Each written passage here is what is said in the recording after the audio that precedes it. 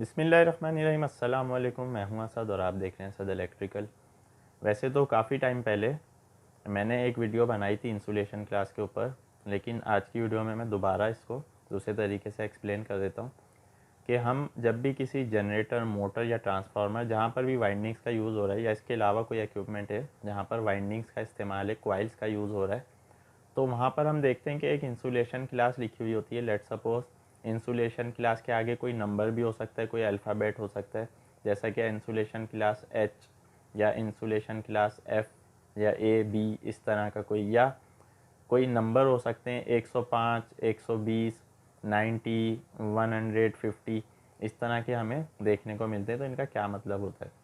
Insulation class कि अगर हम दूसरे वर्ड्स में डेफिनेशन बयान करें तो इसको हम थर्मल क्लास भी कहते हैं। यानी कि किसी भी इंसुलेशन की लाइफ को देखने के लिए ये देखा जाता है कि वो कितना टेम्परेचर बेयर कर सकती है। तो बेसिकली इंसुलेशन क्लास का मतलब है थर्मल क्लास। वो जो वाइंडिंग है उसके ऊपर जो हमने इंसुलेशन चढ़ाई है वो कितने टेम्परेचर तक सही रहेगी और कितने टेम्परेचर के बाद अगर उससे बढ़ जाता है, टेम्परेचर एक्सीड हो जाता है, तो वो डैमेज हो जाएगी या ख़राब हो जाएगी। तो ये चीज़ इंसुलेशन क्लास बताती है। अब अगर एक जगह लिखा हुआ है कि इंसुलेशन क्लास 105, तो इसका मतलब ये है कि इंसुलेशन इसकी जो है वो 105 सेल्सियस तक अच्छा काम कर सकती है। उसके बाद वो मेल्ट हो जाएगी, उसकी वजह से आपका शॉर्ट सर्किट हो सकता है, वाइंडिंग डैमेज हो सकती है। तो इंसुलेशन क्लास हमेशा देख कर ली जाती है कि आपका जो इक्विपमेंट है उसका सस्पेक्टेड टेम्परेचर कहाँ तक जा सकता है, और उसके हिसाब से तो ये मैन्युफैक्चरर खुद डिज़ाइन करते हैं। जैसा कि जनरेटर आपके पास एक आया तो उसमें ऑलरेडी वाइंडिंग लगी हुई है, तो वो ऑलरेडी इस चीज़ को कैलकुलेट कर लेते हैं कि इस जनरेटर का वाइंडिंग का या इंटरनल टेम्परेचर मैक्सिमम कहाँ तक जा सकता है, तो उसके हिसाब से उसकी इंसुलेशन क्लास को वहाँ पर यूज़ किया जाता है। तो ये जो इंसुलेशन क्लास होती हैं ये स्टैंडर्ड्स वाली कंपनियां जैसे आईईसी हो गई, इंटरनेशनल इलेक्ट्रोटेक्निकल कमीशन, इसी तरह नीमा हो गई, या और कंपनीज़ हैं, वो डिसाइड करती हैं कि कौन सी इंसुलेशन की क्या क्लास है, और उन्होंने अपने वर्ड्स में या नंबर्स में इस तरह से उसको एक्सप्लेन किया हुआ होता है।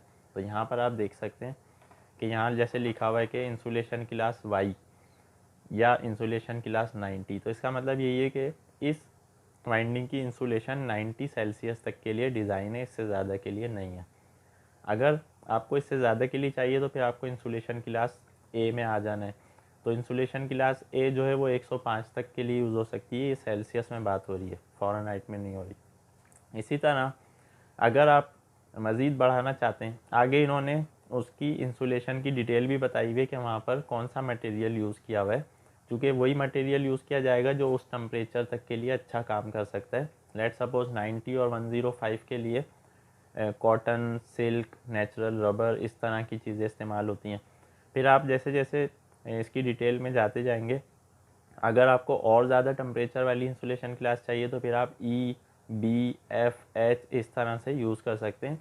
इनका सेल्सियस में टेम्परेचर डिफाइन है और इनकी आगे इंसुलेशन की डिटेल भी बताई हुई है कि कौन सा मटेरियल मैन्युफैक्चरर यहाँ पर यूज़ करता है। अच्छा, इसके साथ ही अगर आप ये जानना चाहते हैं कि मोटर्स में नॉर्मली कौन सी इंसुलेशन क्लास यूज़ होगी, जनरेटर्स में और ट्रांसफार्मर में, तो वो मैं आपको बता देता हूँ कि ट्रांसफार्मर में नॉर्मली ए, बी, एफ, एन, ये 4 क्लासेस यूज़ की जाती हैं डिपेंड ऑन द वोल्टेज और उसकी कैपेसिटी और सारी चीज़ें। जनरेटर्स के अंदर, लो वोल्टेज के जनरेटर्स के अंदर इंसुलेशन क्लास एच होती है ज़्यादातर, और मीडियम और हाई वोल्टेज के अंदर एफ़ होती है। इसी तरह मोटर्स के अंदर A, B, F, N, R, S, ये सारी क्लासेस यूज़ होती हैं। ये डिपेंड करता है वोल्टेज की रेंज, उसकी एचपी की कैपेसिटी और दूसरी चीज़ें।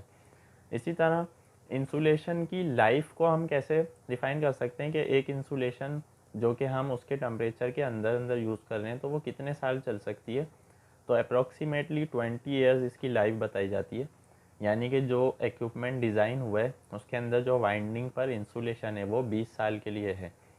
अब अगर हम उसको उसके टेम्परेचर तक रीच करवा रहे हैं, जैसे एक इंसुलेशन क्लास 90 है या वाई है जो कि 90 तक काम कर सकती है, और हम उसको ऐसी जगह यूज़ कर रहे हैं जहाँ टेम्परेचर 90 चल रहा है, तो फिर मुमकिन है कि उसकी लाइफ जो है वो रिड्यूस हो जाए। अगर हम 90 से ज़्यादा करेंगे तो वो वैसे ही डैमेज हो जाएगी।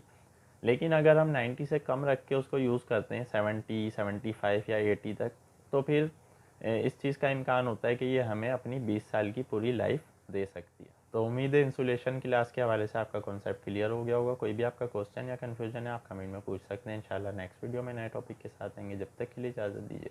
अल्लाह हाफिज़।